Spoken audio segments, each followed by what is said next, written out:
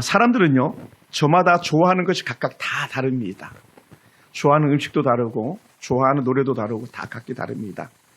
그런데 그 중에서도 가장 특별히 좋아하는 것들, 또 가치를 최고로 치는 가치 우선순위들이 있습니다. 어떤 사람은요, 뭐니 해도 머니가 제일 좋죠. 돈, 그죠? 돈 싫어하는 사람 저기 한 사람도 없을 것 같아요. 근데 어떤 사람은 돈을 최고로 치는 사람이 있는 반면 그렇지 않은 사람도 있거든요. 또 어떤 사람은, 우리 중에서 없겠습니다만은, 부어라 마셔라, 술을 마시고 술 친구를 최고로 여기는 사람들도 있을 거예요. 그래서 술자리랑 천길 마다하지 않고 달려간다고 말하지 않습니까? 이런 말도 있어요. 술을 한 섬 지고는 못 가도 먹고는 간다고 하는 만큼 술에 좋아하는, 술에 취하는 그런 사람들도 있습니다. 술을 최고의 가치 여기는 사람들이라고 말할 수 있겠죠. 또 어떤 사람은 그리스도의 마음 가지고 그래도 목사님 사랑이 제일이 아니겠습니까? 또 어떤 사람은 명예가 최고가 아니겠습니까? 또 어떤 사람은 이제 저도 약간 있습니다만 뭐니 해도 그래도 친구가 최고가 아니겠습니까? 이렇게 여기는 사람들도 있을 것이고, 또 어떤 사람은 운동이 최고라고 여기고, 또 어떤 사람은 가정이라면 가족이 최고지 여기서 가정이 최고의 가치를 두는 그런 사람들도 있을 것입니다. 물론 각자가 우선순위 가치를 가지고 있는 것은 다 다를 수 있습니다. 최고로 여기는 건 다를 수 있어요. 자신이 좋아하는 거, 자신이 최고의 가치를 위해서 쓰는 시간이나 물질은요, 전혀 아깝지 않게 여기는 것이 바로 우리들의 모습이 아닌가 생각됩니다. 왜요? 소중한 것에는 시간을 쓰고 돈을 써도 아깝지 않잖아요. 그죠? 여러분, 좋은 친구를 만나면 아무리 많은 돈을 써도 아깝지 않은 것처럼 그렇지 않나 생각됩니다. 그래서 어떤 사람들은 건강이나 친구나 사랑이나 가족들 위해서 그냥 돈을 펑펑 써도 아깝지 않은 그런 사람도 있을 거예요. 아마 여러분이 가족을 위해서, 또 때로 친구를 위해서, 또 주의 몸된 교회를 위해서 그 어떤 걸 써도 아깝지 않게 여기는 그런 사람들이 아닐까 생각해 보기도 합니다. 저는요, 최소한의 그리스도인이라면 겨자씨만한 일말의 믿음만 있다면 저는 이런 고백이 그럼에도 불구하고 한두 사람에게서는 나왔으면 하는 그런 바람이 있는 게 뭐냐면, 목사님, 뭐니 해도요, 예배가 최고죠. 예배가 절대 가치죠. 이렇게 말하는 분들이 나오길 원합니다. 이게 다수 제 생각일 뿐 아니라 여러분의 생각도 그렇게 됐으면 하는 마음이 있습니다. 저는 최고의 가치가 뭐냐? 저는 언제든지 예배가 최고의 가치를 여기고 있고요. 또 저는 목회자이기 때문에 그런지 모르겠지만, 제가 여러분에게 유명한 스피커로서 좋은 설교자로서 쓰임받지는 못하지만 그래도 저는 설교할 때가 가장 해피한 시간이 아닌가 생각됩니다. 뭐라고요? 최고의 가치는 나는 예배. 하나님 앞에서 예배자로 서는 게 저는 가장 행복한 것이었고, 그래서 저는 어린 날부터 나는 죽어도 예배 드리다가 죽겠다라고 하는 그런 엉뚱한 결심들도 해보게 됩니다. 왜요? 최고의 가치가 예배이기 때문에요. 예배라는 단어를 사전적으로 이렇게 분석을 해봅니다. 그랬더니 worship이라는 단어를 써요. worship. 그래서 앞에 있는 접도 worth는요, 가치 있는 이라는 단어고요. 뒤에 따라오는 ship은요, 우리가 잘 아는 대로 배라는 그런 것, 또 안에 무엇하는 것, 이런 의미를 가지고 있습니다. 그래서 이 worship이라는 단어 자체 갖다가 해석해서 예배다, 숭배, 흠모 등으로 쓰이는 단어예요. 그래서 예배랑 가치 있는 것을 담는 배다라고 해서 합성적으로 단어를 갖다가 조합해서 이렇게 해석해 보게 됩니다. 가장 가치 있는 것에 우리가 몸담고 있다면 그것이 예배다, 이렇게 말할 수 있는 거죠. 그래서 하나님을 경배하는 것이 결국 예배인데, 하나님을 경배하다라는 자체가 구약의 말씀으로는 야레라는 단어를 써요. 신약의 그 헬라어는 세보마이라는 그런 단어를 쓰고요. 야레나 세보마이라는 단어가 그 공통적으로 나타내는 단어가 뭐냐면 결국은 엎드리다라는 거, 엎드리다. 여러분, 우리가 지금은 이렇게 앉아서 예배하지만 사실은 엎드려 있는 것과 같은 영적인 의미가 있으면 여러분 깨닫게 되기 원합니다. 그래서 엎드리는 거예요. 그래서 예배자는요, 철저하게 천지 만물 창조하신 하나님께 엎드리는 거예요. 또 더 나가서 엎드리는 것만 아니라 그 앞에 절을 하는 거예요. 절하다. 그러니까 엎드려 경배하사, 엎드려 경배하사, 이렇게 절하다 이 얘기를 하고 있는 거예요. 쉽게 얘기하면. 그래서 가만히 보니까 우리 기독교만 그런 게 아니라 일반의 세속 종교들도, 이방의 종교들도 그렇게 경배의 대상 앞에 철저하게 엎드리더라고요. 그죠? 엎드리는 거예요. 예를 들어서 불교 같은 경우는 3,000배, 3,000번 엎드리기도 하잖아요. 108배 기본적으로 엎드리는 거기도 하고 막. 어떤 사람들은 인도 같은 경우 그런 데잖아요. 막 엎드려서 자기들의 성지까지 가는데 계속 엎드려서 삼보일비하고 걷고 삼보일비하고 걷고 가면서 자기들이 원하는 성지까지 가는데 왜 그러냐? 자신이 최고 절대자로 여기는 것에 경배에 대한 표현이거든요. 그러니까 그들은요, 엎드리는 것이 힘든 게 아니고 엎드리는 것이 오히려 더 큰 즐거움이라는 거예요. 여러분, 제사는 어떻습니까? 우리가 제사 지낼 때 보면 어떻게 돼요? 꼭 엎드리잖아요. 그죠? 절하다, 이게 계속. 저도 어렸을 때 제사 지내봤거든요. 왜 절을 그렇게 많이 하는지. 그리고 한 번 한 게 두 번 하잖아요. 계속 절하고, 또 일어났다가 절하고, 또 일어났다가 절하고. 또 뭐 막 이렇게 음부 뭐 태주자 이렇게 막 돌린 다음에 놓고 한참 기다리기도 하고, 밥숟가락 이렇게 막 그 어쩌게 저쩌게 해가지고는 놓고는 또 밥 드셔야 된다고 또 뒤에 할거를 빠져가지고 밥 드실 때까지 기다렸다가 이제 다 드시면 숟가락 내놓고 또 절하고 막. 이게 경배하다, 엎드리다, 엎드리다. 여러분, 회교도들도 마찬가지예요. 신도교도 마찬가지. 다 엎드려요. 그러면요, 여러분은 누구에게 엎드리겠습니까? 우리는요, 우리가 진정으로 엎드려야 될 절대자 예배의 대상자는 우리 하나님밖에 없는 거예요. 할렐루야. 이것이 오늘 저와 여러분 가운데 있게 오네. 그것이 최고의 가치이기 때문에 그렇습니다. 장로교 창시자 존 칼빈이 이렇게 말했습니다. 예배가 의로움의 기초다. 그리고 의로움의 시작이다, 이렇게 말해요. 다시 말하면 하나님 앞에서 거룩하게 되는 거, 믿음으로 표현하는 건 먼저 엎드릴 때 가능하다는 거예요. 그렇다 우리는 이렇게 표현하기도 하지, 영접했냐 이렇게 말하기도 하는 거예요. 영접했다는 말은 나 하나님 두 손 들고 항복합니다, 하나님 엎드립니다, 이 얘기와 같은 맥락이에요, 사실은요. 그러면서 칼빈은요, 이걸 어디서 이렇게 따왔냐면, 너희는 마음을 다하고 힘을 다하고 뜻을 다하여 주 너의 하나님을 사랑하는 예수님의 지상 명령에 기인해서 오는 거예요. 이 말씀 때문에 엎드리는 거예요. 그래서 칼빈은 예배자들에 대해서 고민할 때에 과연 예배를 드리는 사람들의 문제가 뭔가를 딱 가만히 이렇게 생각해 보는 거예요. 그러니까 어떤 사람들이 진정한 예배자로 쓰임받고 있는가에서 쭉 이렇게 생각해 보는데, 그러다 보니까 찾아온 게 뭐냐면, 왜 하나님의 거룩한 영광을 변화 욕되게 했을까라고 그렇게 보는데, 그걸 추적하다 보니까 결국은 아담과 하와가 타락한 이후에요, 하나님의 큰 영광, 하나님의 거룩한 영광을 뺏어서 우상에게 주고 말았다는 거예요. 우상에게.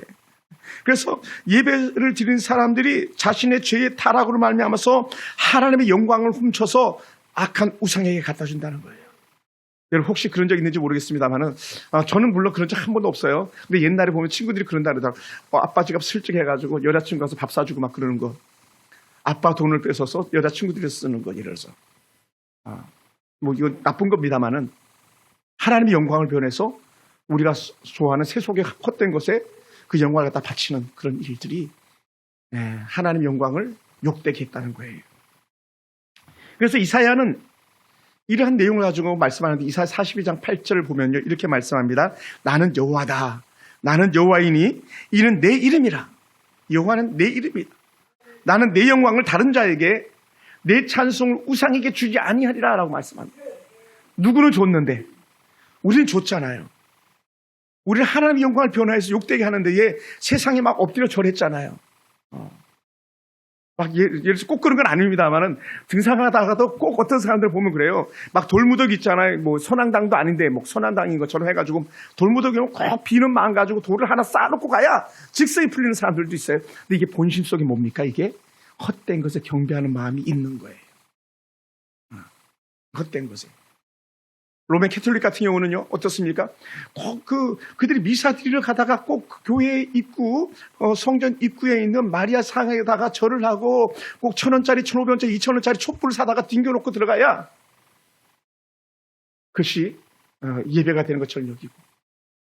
절에 가보면요, 꼭 절 입구에 보면 꼭 그런 건 아닙니다만, 큰 사찰들 가보면 그런 게 있더라고요.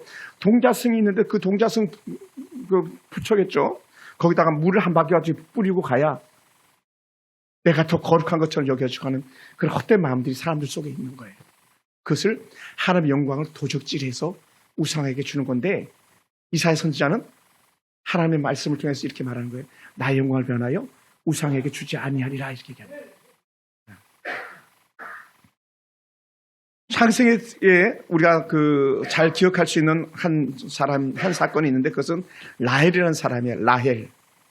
이 라헬은 야곱의 부인이 됐으면요, 더할 나위 없이 좋은 거 아닙니까? 비록 두 번째 부인이긴 하지만. 야곱은요, 외삼촌 라반의 집에 살 때는 큰 부자가 됐거든요. 어마어마한 부자가 된 거예요. 그런데 그 라반의 집에서 나올 때에 옛날부터 내려오던 정통적인 하나의 우상단지인 드라빔을 가지고 나오는 거예요. 그게 뭐 큰 것은 아닌 것 같습니다. 뭐 자기 품속에 감춰도 눈치 못 챌 만큼 작은 거. 근데 거기에 뭐가 있어요? 그것을 훔쳐나올 때 거기에 라헬의 온 마음이 다 거기 쏟아져 있는 거고요. 그 당시에 라반이나 또 라헬이 가지고 있는 마음이 뭡니까? 그것을 어마어마하게 큰 거로 여겼다는 거예요. 어마어마하게 큰 거로. 그래서 드라빔을 최고의 가치로 여겼기 때문에 그것 때문에 어떻게 돼요? 거짓말까지 하잖아요. 아버지한테. 아버지한테 거짓말 어떻게 합니까? 내가 경수가 나가지고 내가 일어나지 못한 것을 아빠 용서해 주세요 하면서 자기 품 안에다 감춘 드라빔을 들키지 않게 하는 거예요.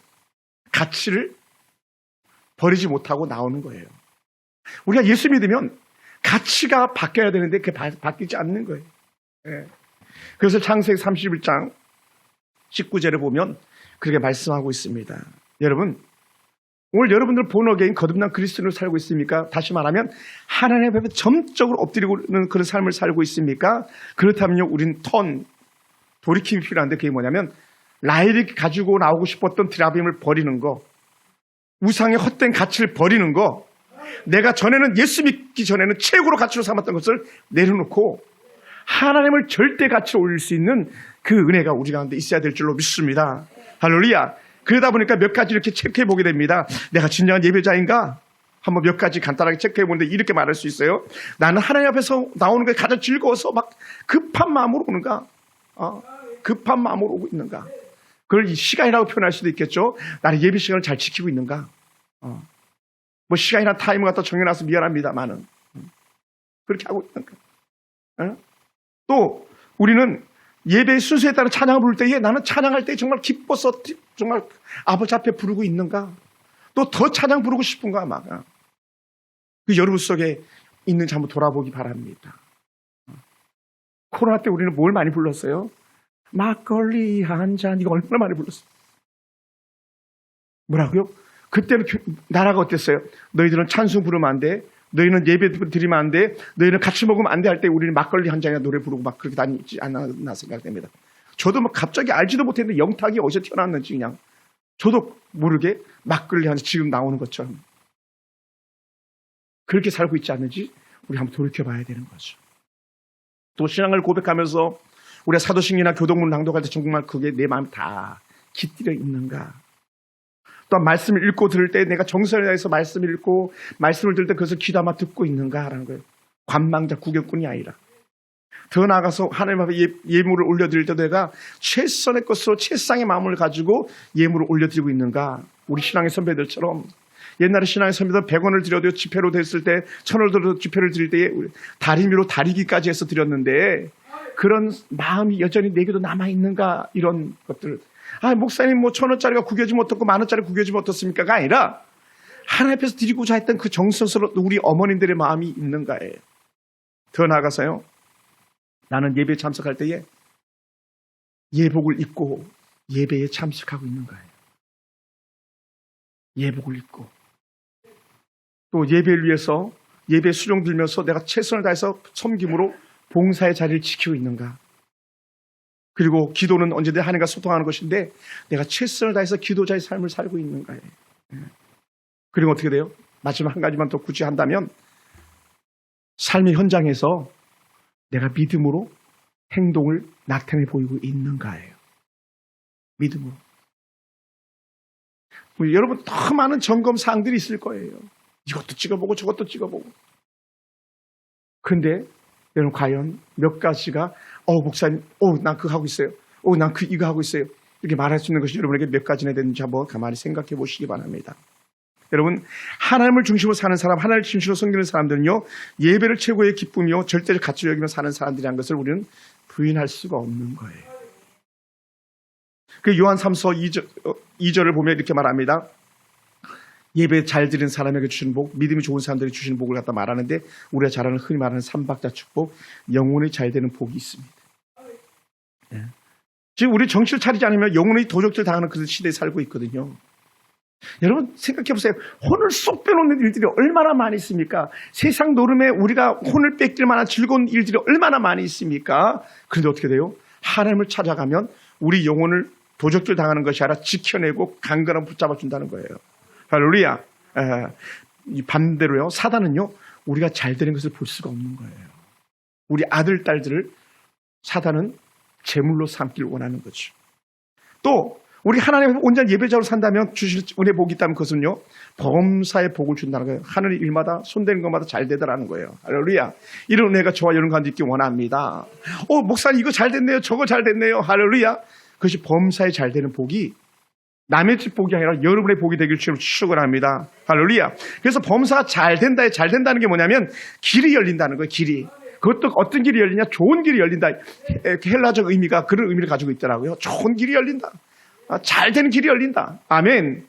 여러분의 자녀들이 잘 되는 길이 열리기 원합니다. 여러분 기업이 잘 되는 길이 열리기 원합니다. 우리 교회가 잘 되는 길이 열려지기 원합니다. 뭐라고요? 범사해 주시는 은혜 복으로 말미암았어요. 뭐라고요? 예배 잘 드리는 자의 축복이죠. 마지막으로 주시는 은혜가 뭐냐면 기쁨이 충만하게 되는 거죠. 기쁨 충만. 여러분 하나님 앞에 온전한 예배자는요 건강의 복이 찾아오니까 기쁨이 충만할 수밖에 없습니다. 가족들이 잘 되니까 기쁨이 충만할 수밖에 없습니다. 그래서 모든 일을 잘 될 때마다 육신의 강건함과 아울러서 모든 가족들이 모든 백성들이 모든 나라가 기쁘고 즐거운 나라가 되는 줄 믿습니다. 이것이 오늘 우리 가운데 있길 주님 축원합니다. 여러분 오늘 우리는 레위기 말씀을 제가 서론을 잠깐 읽었는데 레위기 8장까지는요 예배는 이렇게 드리는 거야. 예배는 이렇게 되는 거야 라는 걸 계속 강조하고 있는 거예요. 그렇다가 이제 구약으로 말하면 제사요. 제사, 월십. 제사는 이렇게 드리는 거야. 이렇게 드리는 거야. 이렇게 드리는 거야. 설명을 해놔요. 그리고 9장에 와서는요. 이론만이 아니라 실제를 말하고 있어요. 실제 예배를 어떻게 드렸는지 다른 말로 구약에 제사를 어떻게 드렸는지 갖다 드러내고 있는 게 오늘 우리가 읽은 9장 말씀의 일부였거든요. 여러분 모세와 아론이요. 하나님께 주시는 은혜의 말씀을 따라서 첫 제사를 드려요. 얼마나 감격스러웠겠어요, 여러분. 우리도 교회 설립 예배 드릴 때에 얼마나 기쁘고 감사했습니까? 그런 은혜죠. 그때 당시 모세가 아론과 그의 아들들과 이스라엘 장로들을 불러 모아서 이제는 우리가 제사 지내야 돼 하면서 그렇게 말하겠어요. 특히 장로들을 불러드린 이유는 뭐냐면 장로들은 성도들이 드리는 그 예물을 갖다 전달하는 매개체로 쓰임받았다고 말해요. 그러니까 장로들이 예배를 돕는 동역자로 쓰임받는 거예요. 레위인들만이 아니라. 그래서 모세가 아론과 그의 아들들과 이스라엘 장로들을 불러 모아가지고 이제 우리 제사 지내자 그런 거예요. 제사 지내자. 예배 드리자. 할렐루야. 누가 여러분 모세가 되겠습니까? 여러분이 가정에서 모세가 되시면 돼요. 아멘. 여러분이 직장 생활에서 여러분 직장에서도 예배자가 되면 돼요. 모세가 되면 됩니다. 우리가 예배 드립시다 막 불러내면 돼요. 할렐루야. 정말 그런 모임들이 우리 가운데 일어나길 주님 축원합니다. 우리 사모님이 근무했던 학교 고척중학교는요. 선생님들 예배가 아주 활성화되어 있다고 하는 얘기를 들었습니다. 얼마나 귀합니까? 부장 선생님이 예배를 주관하고 막 이분이 초대해가지고 제가 진주까지 가서 얼굴 보고 왔잖아요. 남편이 장로님이셨는데. 그런 막 간증하는 얘기를 들었습니다. 뭐예요? 예배 잘 드린 사람들의 아름다운 은혜를 갖다 나누게 됩니다. 여러분 가정에서요. 여러분 기업에서 그런 은혜가 있길 주님 축원합니다. 할렐루야. 여러분 또 그렇게 나오게 했던 그들이 속죄를 위하여서 흠없는 송아지를 가지고 왔습니다. 속죄. 다시 말하면 죄를 깨끗게 하는 게 속죄입니다. 그래서 속죄죄라고 부르는데 그것이 이제 흠없는 송아지를 드림으로 그렇게 되는 거예요. 또 번제를 위해서는요. 흠이 없는 수양을 가지고 옵니다. 그리고 요 앞에 올려드립니다. 또 화목제를 위해서는요. 수소와 수양을 가지고 오게 하고 기름 섞은 소재물을 가지고 해가지고 그렇게 어차피 제물로 올려드립니다. 기름 섞은 소재물이란 기름을 넣고 만든 무교병 떡을 말하는 건데 이제 우리말로 하면 흔히 부침 같은 거예요. 뭐 오방떡 같은 그런 것일 수 있습니다. 그것을 가지고 나와서 아버지 앞에 올려드립니다. 이 소재는요 매일 드려지는 제물이거든요. 이걸 상번제라고 말하기도 합니다. 우리 한국에서 적용하기를 그걸 새벽 예배라고 적용해 보기도 하고요. 그리고는 새벽에 가지고 오는 성미가 이 소재물로 쓰이는 그런 은혜로 구약에서는 해석되어지고 있습니다. 그리고는 이들이 모세 명령대로 제물을 다 드리고 어디에 섰다고 표현하냐면요, 여호와 앞에 섰다고 말해요. 여호와 앞에 섰다. 그러니까 여러분 꼭 기억하세요. 예배는 여호와 앞에 서는 거예요. 아멘. 따라합시다. 나는 지금 여호와 앞에 서 있다. 좀 어려우면 나는 지금 하나님 앞에 서 있는 거야. 이렇게 얘기하면 돼요. 여러분 지금 앉아 계시지만 나는 하나님 앞에 있는 거야. 이렇게 말하면 됩니다. 할렐루야. 할렐루야. 그리고 뭐 하냐면요, 여호와 앞에 앉아서 혹은 여호와 앞에 서서 계속 기다리는데 무엇을 기다리냐면 여호와의 영광이 임하기를 기다리는 거예요. 영광이라는 표현이 되게 어렵습니다만은 다른 말로 하면요, 하나님께서 내 재물을 받으시는가, 우리 예배를 받으시는가 안 받으시는가 다 보고 기다리고 있는 중인 거죠. 근데 놀라운 것이 뭐냐면 영광이 어떤 모양으로 나타나는지 구체적으로 설명하지 않습니다만은 성막의 지성소 위에 있는 여호와의 구름이 임한 것을 사람들은 볼 수 있었어요. 또 구름 기둥이 임한 것과 아울러서 불 기둥이 임한 것들도 볼 수 있었어요. 또 때로는 이스라엘 백성들이 불이 나오는 것을 불이 나서 삼킬 것도 살펴볼 수 있었어요. 어떤 모양이든지 간에 그 사람들이 볼 수 있게끔 여호와의 영광이 임했다라는 거예요. 저는 이것을 오늘날 우리말로 다시 한번 해석한다면 이런 것 같아요. 말씀이 여러분 가운데 들려지고 말씀이 이어되어지고 말씀이 은혜 가운데 체험되어지는 그것이 바로 여호와의 영광이 임한 것이 아닐까 생각되어집니다. 할렐루야, 할렐루야, 할렐루야. 그래서 아론과 제사장들 백성들이 죄를 속하는 속죄제, 번제, 화목제를 올려드리고 여호와의 영광이 임하기를 간절히 원했습니다. 그리고는 어떻게 마지막에 여호와의 영광이 임하기를 바라고 그 난 후에 아론이 손을 들어 축복하기 시작하는 거예요. 마지막에. 그때 불이 여호와 앞에서 나와서 제단 위에 번제물과 기름을 다 불태워버렸습니다. 불살라 버렸다고 말합니다. 이것을 백성들은 처음 보는 광경이라 모두 놀라서 더 엎드리게 되는 거죠. 더. 여러분 깜짝 놀랄 일 아니겠습니까? 놀란 일이죠. 그러다 보니까요, 예배 모든 순서들이 맞춰질 때에 마지막 순서에 아론이 손을 들어 축복하는 것이 결국 뭐냐? 예배는요, 축복으로 맞춰지는 거예요. 사실 모든 예배는요, 하나님의 은혜복으로 맞춰지는 거예요. 그것이 주일 예배가 됐든, 주일 오후 예배가 됐든, 수요 예배가 됐든, 새벽 예배가 됐든, 가정 예배가 됐든, 어디든 예배 현장마다 나타나는 것이다면요, 하나님의 축복인 거예요. 아멘. 그럼 우리는 하나님 앞에서 복 있는 사람의 증거가 뭐냐? 예배를 통해서 복의 증거가 흘러가는데, 여러분 예배 드리고 있다면 여러분 복이 있는 사람인 거예요. 아멘. 할렐루야. 복이 없는 사람은요, 예배 자리에 올 수가 없죠. 왜? 가치 우선순위가 세상에 있는 거니까요. 그렇게 말하고 그렇게 다그치고 때로 그렇게 때려도 복 있는 자리, 은혜 자리 오지 않는 사람들은요, 가치가 다르기 때문에 그런 거예요. 사랑하는 성도 여러분, 속죄 제사를 통해서 죄로 죽어야 될 사람이 제 용서를 받는 거예요. 번제를 통해서 매일 하나님과 동행함에 대한 보장이 이루어지는 거예요. 번제는 하나님과 동행. 왜요? 속죄, 죄가 용서받는다면 하나님과 동행할 수 있는 거거든요. 이사야 선지자도 화로다 나의 망하게 되었다 됐을 때 자신이 죄인인 걸 알았을 때거든요. 근데 죄를 속한 다음에 하나님과 동행하는 영적 은혜를 누리는 것처럼 여러분이 하나님과 동행하는 거예요. 다른 말로 하면요, 오늘 예배가 끝난 이후에 여러분의 시간은요, 하나님과 함께 길 가는 은혜의 시간인 줄 믿으시기 바랍니다. 여러분 느끼든 느끼지 못하든 주가 나와 함께 하시다 하는 거예요. 아멘.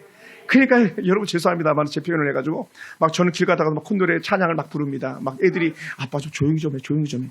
근데 좋은 걸 어떻게 해요?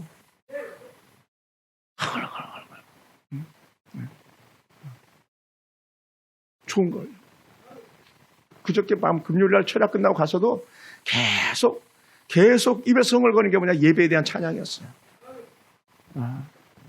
진정한 예배가 숨쉬는 교회. 이 찬양이 계속 진정한 예배가 숨쉬는 교회 막 이 찬양이 떠나지 않는 거예요. 왜요? 24시간 주님이 동행해 주셔야 되니까. 동행하시니까요. 그리 행복한 거죠. 할렐루야. 또한 화목제를 통해서 하나님과 깨어지고 금이 같은 관계가 완전히 회복됩니다. 화목제가 드려지는 순간에 그 다음 찾아오는 건 뭐냐면 하나님의 블레싱 축복인 거죠. 하나님의 복이 몰려오는 거예요. 그래서 대제사장 아론이 손을 드는 것은요, 하나님의 임재를 바라고 하나님의 임재가 임하기를 원하는 마음이었거든요. 모든 사람에게. 근데 가만히 보니까 예수님도요, 예수님의 최종적 사역을 갖다 꼭 이거라고 말하기는 어렵지만 꼭 이거라고 아니라고 말할 수도 없는 건데, 그게 뭐냐면 예수님께서도 마지막 사역을 갖다가 그 백성들에게 손을 들어 축복하는 거였었어요. 그것을 우리 이렇게 찾아볼 수 있습니다. 누가복음 24장 50절에 보니까요, 예수께서 그들 데리고 베다니 앞까지 나가서 손을 들어 그들에게 축복하시더니 라고 말해요. 손을 들어 축복하시더니, 그를 승천하시는 거예요. 베다니 앞에서 손을 들어 축복하시고 예수님 그 다음 단계는 뭐냐면 승천하시는 거예요. 누가복음 마지막 장이 24장이거든요. 승천하시고. 그 지상에서 예수님의 마지막 사역은 축복 사역이었던 것처럼 오늘 우리들이 할 수 있는 사역은 또 뭐냐? 하나님의 은혜 맥을 이어가서 할 수 있는 말과 모든 것들은 다 축복인 거예요. 그래서 여러분의 입술로 축복하기 바랍니다. 할렐루야, 할렐루야. 여러분의 자녀들 축복하고, 여러분의 동료들 축복하고, 남편은 그냥 자다 깨면 무조건 축복하고, 하나님 우리 남편 잘 될 줄 믿습니다. 하나님 우리 남편 축복해 주세요. 그리고 말하는 겁니다. 잘 될 겁니다. 잘 될 겁니다. 잘 될 겁니다. 왜요? 예배자니까요. 예배자. 예배자는요, 잘 될 수밖에 없어요. 왜? 아론이 손들어 축복하는 순간에 여호와 영광이 임하는 것처럼 여러분 예배하는 순간 여러분 알든 깨닫지 못하던 하나님의 영광과 놀라운 능력과 축복이 임하기 때문에 그렇습니다. 할렐루야, 할렐루야. 그러니까 오늘 우리 양주현 성도님 같은 경우는 이렇게 했으면 좋겠어요. 우리 집사님이 집에 퇴근해가지고 아내한테 막 손을 얹고 축복해 주는 거예요. 하나님, 우리 홍아 아름다운 아내를 마음껏 축복해 주시고 하는 일마다 형통케 하시옵소서. 예배자 가지고 있는 축복권이거든요. 예배자 갖고 있는 축복권. 막 손을 얹고 기도하는 게 좀 부끄러우면 그냥 손을 들고 예배자가 갖는 축복권이에요. 그게 놀라운 은혜죠. 대형 교회에서 제가 사역할 때는요, 금요칠회가 끝나면 사람들이 줄을 많이 서요. 막 그 부목사에 다 나오는 거예요. 그러면 이 목사들한테 안수 받고 가려고 다 줄 서는 거예요. 100명, 200명씩 막 줄마다 막. 그럼 막 여기 손이 시큰시큰해요. 막 눌러주느라. 왜요? 예배에 의해 찾아오는 축복, 그걸 기대하는 거죠. 그래서 누가복음 24장 51절의 연에서는요, 축복하실 때 그들을 떠나 하늘로 올려지시니라고 표현했거든요. 축복하실 때에 그들을 떠나 하늘로 올라갔다. 그러니까 대제사장으로 이 땅에 오셔서 사역을 마친 예수님의 제사가 이 마무리가 결국 축복이에요. 아론의 축복. 그러니까 구약은요, 신약의 아름다운 모델이라고 그랬어요. 그러니까 우리는 구약을 절대로 피할 수가 없는 거예요. 총 모형을 갖다 계속적으로 보여줬기 때문에, 성막도 모형이었던 것처럼 계속적으로 예수님의 모형을 갖다 드러내는데 신약에는 실체가 임했던 것이죠. 고대 히브리인들은요, 자신이 축복해야 할 대상의 머리에 손을 얹고 축복하는 것이 관습으로 되어 있었다고 말합니다. 그래서 그 좋은 모델을 본다면 우리가 야곱을 보는 거예요. 야곱이 12 아들들 갖다 일일이 안수해 주잖아요. 요셉의 2 아들 갖다가 안수해 주잖아요. 이게 관습으로 내려오고 있는 거예요. 특히 가장들은요, 축복하고 안수하는 영적 기본권이에요. 그래서 꼭 우리가 활용할 수 있게 원합니다. 할렐루야, 할렐루야. 그래서 그 안수의 영적인 의미를 갖다가 우리가 좀 더 해석한다면, 왜 아론이 2 손 들고 축복했는지를 갖다가 우리는 좀 더 이해하기 쉽게 생각하는 이런 거예요. 예배가 끝난 다음에 그 성전 뜰에 있는 사람들 갖다 일일이 다 만나서 안수해야 되는데 그거 못하잖아요. 그러니까 아론이 손을 들고 축복했다고 말해요. 이거 구약적 의미 해석입니다. 이건 뭐냐? 1대1로 손을 얹고 안수하는 거예요. 큰 대형 집회들 가보면요, 여러분의 손을 갖다 머리에 얹으세요. 그리고 따라서 기도하시기 바랍니다 하면서 막 축복해 주는 거거든요. 그것이 1대1 안수의 은혜, 안수의 기쁨인 줄 믿으시기 바랍니다. 할렐루야. 여러분, 이걸 참 잘하는 교회가 있고, 이것 때문에 정말 전 세계에서 제일 큰 교회가 된 여의도 순복음교회는요, 예배가 끝나면 목사님이 안수해서 끝내지만 거기서 끝나지 않고요, 교구마다 교구 목사가 있고 교구 전도사가 있는데 반드시 예배 출석했다는 확인함과 아울러서 안수 기도를 받고 간다는 거예요. 어느 정도 지켜지고 있는지 모르지만 정말 그게 좋은 관심인 것 같아요. 그래서 목사님과 1대1 관계를 맺고 가고 목사님과 1대1 안수 기도를 받고 가는 그것이 얼마나 소중한지를 갖다가 우리는 얼마든지 알 수 있는 거예요. 더더군다나 제가 지난번에도 잠깐 신방에 대해서 설교했었습니다만은, 신방을 가가지고 목사가 그 머리에 손을 얹고 안수해서 은혜 누린다, 이건 놀라운 특별한 축복인 거예요. 할렐루야, 할렐루야. 정말이에요, 여러분.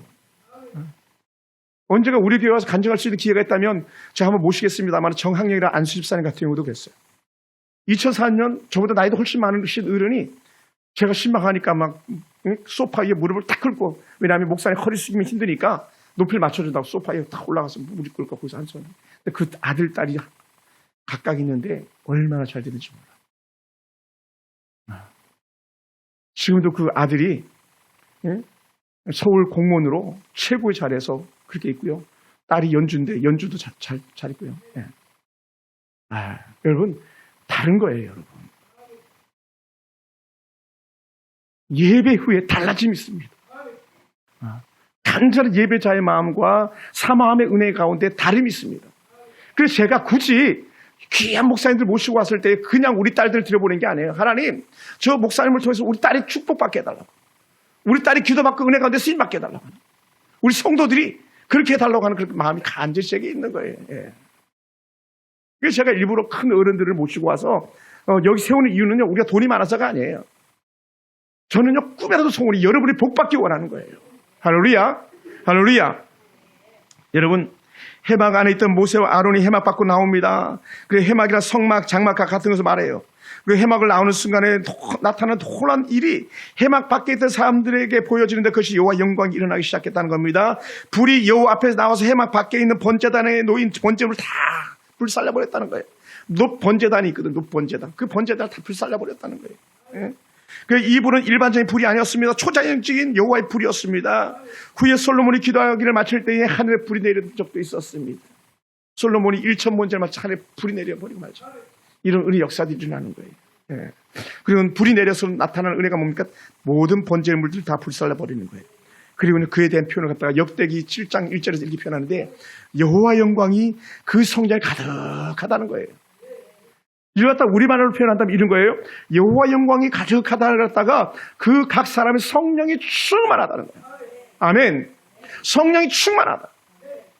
옷을 마가의 다락방에 여호와 영광이 임하니까 성령이 충만한 사람들이 각 사람에게 다가가서 복음을 전하고 놀라운 역사가 일어나는 것처럼 진정한 예비자를 통해서 나타날 은혜가 뭐냐면 여호와 영광이 여러분한테 임하기를 원합니다. 여러분의 가정에 평화가 찾아지기 원합니다. 즐거움이 찾아지기 원합니다. 하나님의 은혜복이 찾아지기 원합니다. 예배의 악한 질병이 떠나가는 역사가 임하기를 주님으로 축원합니다.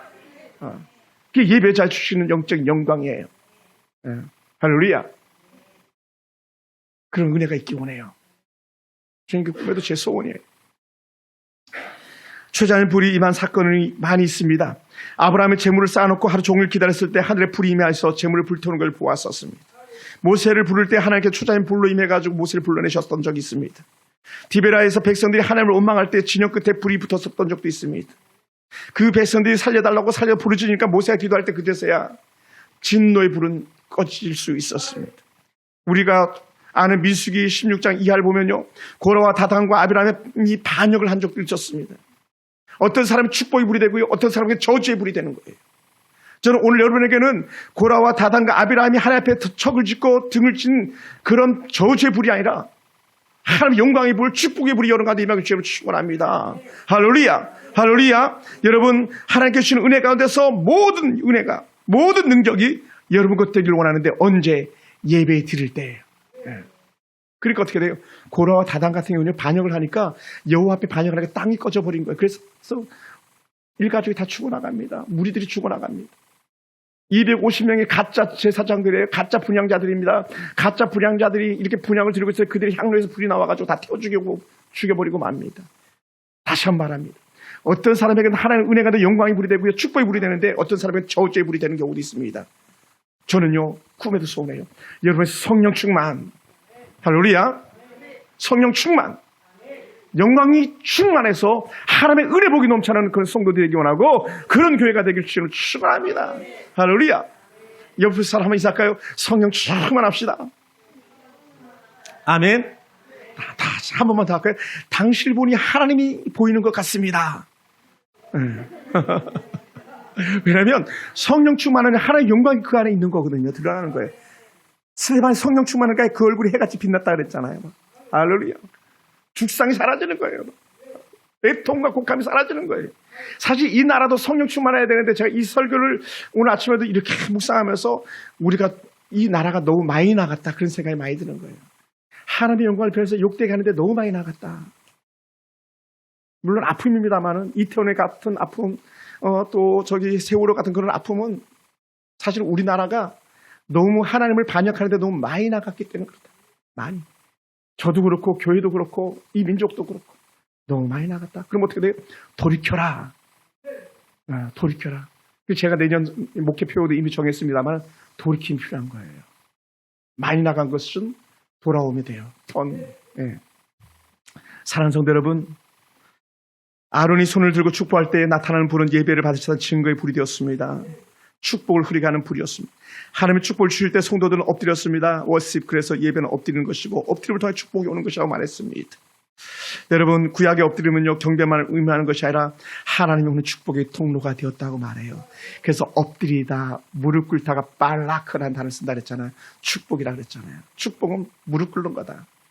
엎드리는 경배고 무릎 꿇는 축복인데 엎드려 경배하고 무릎 꿇어 하나님의 복을 받아들이는 거예요. 하나님은 진정으로 하나님을 찾는 자들 복 주신 하나님입니다. 하나님은 진정으로 하나님 앞에 무릎을 꿇는 자들 복 주신 하나님이에요. 예. 사실 예배자로 왔다는 것 자체가 무릎 꿇는 거고 엎드린 거 아니겠습니까? 그러니까 하나님께서 주시는 복을 누리기 원합니다. 할렐루야. 오늘 모든 수험생의 자녀들이 그 복을 누리기 원하고요. 모든 기업가들이, 가정들이 이 복을 누리기 원합니다. 우리 노년의 권사님들은 천천백백에 정말 9988, 234도 아니에요. 그냥 9988로 끝나는, 단 하루도 아프지 않고 주님께서 기쁨을 받아가는 그런 놀라운 은혜 복이 있기를 주님으로 축원합니다. 하나님은 하나님의 자녀들이 예배하는 것이 최상의 가치이고 최고의 기쁜 것을 알게 하시는 하나님이에요. 그래서 하나님은 진정한 예배자를 복 주십니다. 진정한 예배가 살아 숨쉬는 교회에 진정한 예배를 드리는 성도가 있다면 우리는 행복한 거예요. 한 번 더 가볼까요? 그게 바로 당신이군요. 시작. 아멘. 그게 당신이에요. 여러분 때문에 여러분의 가정이 지금까지 지켜주고 있는 줄 믿으시기 바랍니다. 지금까지. 그리고 여러분 때문에 더한 은혜가 날마다 새롭게 임할 줄 믿으시기 바랍니다. 할렐루야. 여러분, 갈멜산에서 이스라엘 백성들에게 소리치던 엘리야를 한번 생각해 보시기 바랍니다. 그때 무슨 소리를 쳤었습니까? 너희는 왜 여기저기 머뭇하느냐라고 했어요. 그래서 제가 성경 그대로 한번 읽어본다면 이렇습니다. 열왕기사 18장 21절에서 엘리야가 모든 백성에 가까이 나와 이르되 너희가 어느 때까지 둘 사이에서 머뭇하려느냐예요. 다른 말로 이거예요. 너희들은 언제까지 나의 영광을 변하여 욕되게 하는 우상에게 던질래? 이 얘기예요. 다른 말로 이거 현대판으로 해석하면 이거예요. 너희들은 언제 예수 믿는 사람처럼 살아갈래? 너희는 언제 나를 진실한 마음으로 경배할래? 이런 마음이에요. 쉽게 얘기하면 이걸 제가 재해석해 보는 거예요. 그러면서 이렇게 표현합니다. 여호와가 만일 하나님이면 그를 따르고, 우상입니다. 바알이 하나님이면 그를 따를지라. 그때 백성들이요, 지금 여러분처럼 아무 말도 안 하고 입고 다물고 있는 거예요. 왜? 지금까지 그들이 하나님을 버리고 바알을 섬겨왔었거든요. 여러분, 이 말을 한 엘리야가 하나님의 영광을 위해서 예배할 때에 하나님이 진짜인 것을 드러내셨어요. 그랬더니 바알 편에 섰던 사람들이 돌이켜서 칼을 빼가지고 바알의 거짓된 선지자를 다 죽여버리고 맙니다. 다 죽여버리고 말아요. 네, 다 죽여버렸어요. 할렐루야. 여러분, 그게 뭡니까? 칼을 빼어드는 건 결단이고 잘라내는 것은 끊어버리는 거거든요. 오늘 저 여러분의 삶 속에서 하나님, 나는 이제 머뭇하지 않겠습니다. 전적으로 살아도 죽어도 하나님 편에만 서겠습니다라는 이런 거룩한 은혜의 결단들이 저와 여러분과 믿기 원합니다. 말씀을 마무리하겠습니다. 오늘 누가 진정한 예배자로 살겠다고 작정한 이가 있습니까? 참 잘하신 거예요. 반면에 여전히 세상 헛된 것을 구하면서 머뭇하는 갈멜산은 어떤 사람들처럼 있습니까? 고라나 다단이나 아비람과 같은 반역자의 길에 서 있습니까? 즉시 돌이키는 은혜가 있길 주님 축원합니다. 모세와 아론에게 하나님의 은혜가 임했고 능력이 임했던 것처럼 오늘 이 밤에 이 시간에 여러분 가운데 임하기 원합니다. 그래서 하나님, 나는 이제 일평생 아버지 앞에 엎드리겠습니다라는 그런 은혜가 저와 여러분의 은혜가 되기를 원합니다. 그것이 예배자예요. 그것이 저와 여러분의 진짜 기쁨이 되기 원합니다. 예수 나의 기쁨. 아멘. 기도하겠습니다.